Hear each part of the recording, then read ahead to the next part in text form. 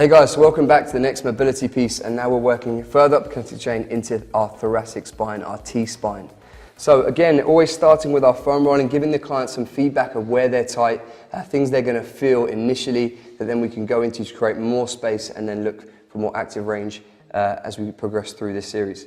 So to begin with, we're going to have Jens start on the foam roller on his back. It's important that he starts here at the bottom of T-spine, so we don't want to be rolling lumbar, so bottom of T-spine, where his rib cage kind of starts. He's going to take his arms across his back to bring himself through, and he's going to roll, using his feet on the floor, bum off the floor, just rolling through.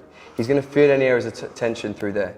This is really important for the guys that spend long periods sat in their cars at desks to start working through one vertebra at a time, creating more space through their T-spine.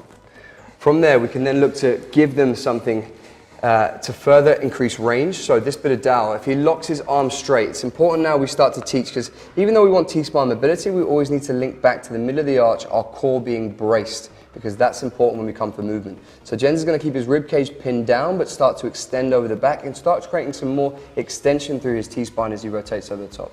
He can then reposition himself on the foam roller, just maybe one vertebrae further forward, and then as he comes through, he's going to brace again, exhale, reach, press nice and long, getting nice and long and tall, and again, just further giving him that extension through his T-spine. One more for me. Keep reaching tall. See him exhale on the breath. Perfect. So we created a bit more space there to move into. From that position, we might find that T-spine begins to mobilize, and now it's an issue around our muscles, okay? So the lats in particular. So if we take the foam roller away, we can get Jens to lay on his back in this sort of pre-bridge position, and we're going to get him to brace his core and press his lower back into the floor, and we can potentially put a band under there or something just to make sure that stays as it is. We're then going to look at some shoulder flexion. So does Jens have the right and the ability to go above head? So if he just takes his weight in his palms, he's got small 2 kilos here. Jens is a big, strong boy, so he's perfectly happy with those. He's going to brace and he's going to maintain this back pressed into the floor. He's going to exhale, reach long, and now we're starting to work some tension through these lats. You can see he's now in this overhead position, biceps in line with the ear. He's got the right to be pressing above head and to be loading above head. Inhale, exhale, again, reach a little bit longer. Can we get a little bit more range? When we talked previously about PNF, can he now resist against the weight? So if he presses against the weights for a couple of seconds and then releases off, he's going to get more range. You can actually see this right shoulder drop to the floor before the left. So linking back to the assessment, when we assessed Jens, did we see greater range of movement at the right shoulder or the left? Does this left side need a bit more help? You can see from just being down here now for 30 seconds, the rib cage is still pinned down, the back's pressed against the floor, and we've got our arms as far as we need them when it comes to mobility and flexion at the shoulder. Perfect. So I'll just take the weights away from Jens here. Sure. We've got heavy. We've got a couple of other drills now we can work if we move ourselves to the bench. So we discussed the T-spine, thoracic spine from years at the desk and maybe even seated being the issue. So bringing them to the bench here, we can start to look at some more thoracic extension and just some loosening off through the lats. What I'm going to get Jens to do first is just put the band, both arms in it, and just around the tops of his elbows. I'm going to get him to turn and face the bench here and just drop his elbows onto the bench. When I give him the dowel, it's important that his hands are outside his elbows. We don't want them inside his elbows, outside his elbows.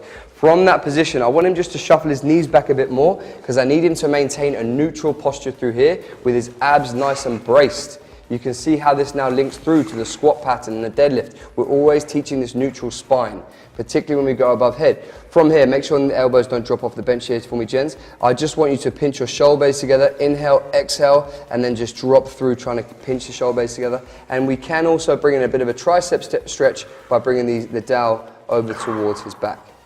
Inhale, exhale, tummy nice and tight. Keep the brace. Again, as a coach, use those hands, give them some feedback. Are we still maintaining a brace here? Is the pelvis still neutral? Can we feel that stretch, big fella? Yeah, big time. Perfect.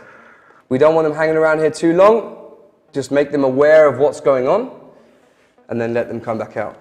So we'll take the dowel away. One more for Jens now. If he comes out of the band, we're now just going to go palms on the bench, create a little bit more space now for our hips. So just shuffle our hands back.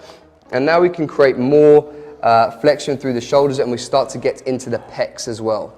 Again, try and keep your knees stacked under your hips so we're nice and tall through the hips. Press hard against the bench with your palms.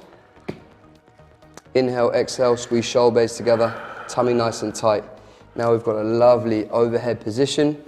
If we're moving into some overhead work, some upper body work, we know we've got some good space, some good range to move into. We're going to be safe and ready. That's awesome. So as always, along the path that we do mobility, the foam roller, the SMR, all that kind of stuff, that's to try and create range, that creates space. Then the stretches, we really try and find new space and force the, push the needle just a little bit. And then we want to, as we're doing there, start to tell the brain to actually work and create strength at the end range. So when we talk about the T-spine, we've obviously got that like flexion extension that is so important in terms of being able to keep neutral and be overhead and use all that space. Then the next thing is looking at rotation as well, and lateral flexion of the T-spine. Remember, it wants to move in all planes. So Ollie's going to jump on the bench, grab a seat on the bench. So if you've never coached a client before in terms of the principle of irradiation or like being able to squeeze, a good little principle to do is be like, Ollie, shake my hand. Now squeeze my hand as hard as you can. Come on, harder, bro. You're a big, strong guy. I'm cold. Now squeeze your left hand. Now squeeze your whole body. Try crush my hand. Crush it harder, harder, harder. Bam. Good. Feel what that feels like? Yeah. So if I get my client to irradiate to 100%, that's max effort. But if I say, I want 5 out of 10, they understand that I need to get all the muscles working at once. And these are one of those drills that really needs you to, create tension throughout your whole body. So what I'm going to have Ollie do is place his hands either side of his temples. I'm going to have him cross his right foot over his left, and I'm going to have him rotate to the right as far as he can. Now when you do this with your client, make sure you ask them to look down their elbow and make a reference on the wall as to how far you got now, okay? Then I'm going to have Ollie flex laterally to the right until end range. Now here's where the key is. Take a huge belly breath. As you exhale, I want you to radiate to about 50% and come down. Exhale, exhale, exhale, exhale. Let the diaphragm completely contract, create more space. When his breath is finished, come back up to the top. Back to where we started. Completely, all right? That's 1, so we'll go for 3 reps. Let's just go for 1 more. So all the way to the end range, bam. See how much has changed already from 1 rep. It's an incredible drill. Crunch laterally first to end range. Now take a huge belly breath. Fill all this space.